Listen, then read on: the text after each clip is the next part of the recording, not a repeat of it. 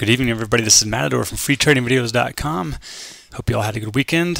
Today was an interesting day, even on the news of Obama's first day in, being sworn in and all that. I'm actually in the DC area, so it was quite interesting to watch all that happen in my backyard. But it is January 20th, 2009, and today was fairly wretched, at least for the long side of things. Banks sink deeper into crisis on Obama's first day, and you can see that basically, look at any banking stock, the shares of those just fell out of bed. You can see that. Everybody's nervous that the new money is not going to be able to bail them out long term, and stocks tumble on fresh worries about those banks. Even on the news of some things like Fiat giving Chrysler some small car technology, and IBM seeing strong profits, and J&J having strong fourth quarter profits. It's not enough to raise anything, right? Lots of other news in here, of course. Take a look at what happened today. Of course, if you were watching it, you already know, but here's that sell-off to that $80 mark that I was talking about. All right, so it's almost perfect. I said before, if it was going to break this area, so here's 82, get a bounce back up to resistance, higher swing low, bounce back up, and then the big sell-off. So here it is. It finally broke that, and you have to actually scrunch this up to see that line. So here's the 80 mark. That was already drawn in from a long time ago. This is a filled gap now. A little bit of a bounce at the end of the day. Nothing much to, hang your hat on.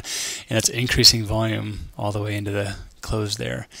Very, very small volume on the run up. So tomorrow is going to be very telling. And if it teeter-totters down here at the bottom and fails again, then we're really looking at the next level of support. And that's a good bit away. All right, so if these lower lows and lower highs continue, this is what we could see in the near future. It's going to have to chew its way out of this. If it's going to come back up, it's going to have to fill this gap now, along with the declining 50 MA on the 60-minute chart. It's got that to contend with, not to mention all the overhead resistance on the daily chart. So it is following the rules technically, which is great, and we can play off that. But it's difficult to find relative strength stocks. It's kind of sad when relative strength looks like that. So IBM, holding up just compared to the S&P. J&J just barely holding up compared to the S&P. And those are the ones that smoked their earnings. So it tells you a lot about the environment that we're in now.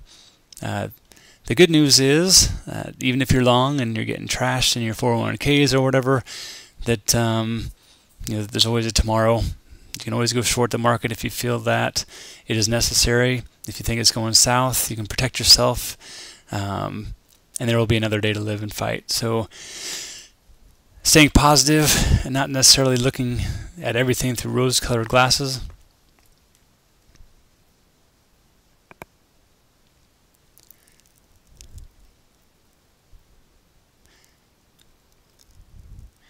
So I don't need to preach to anybody, but try to maintain sort of a realistic outlook here. Things could get very, very much worse. Of course, this could be just a drop in the bucket, but focus on what matters most. You can protect yourself if you're long almost every time.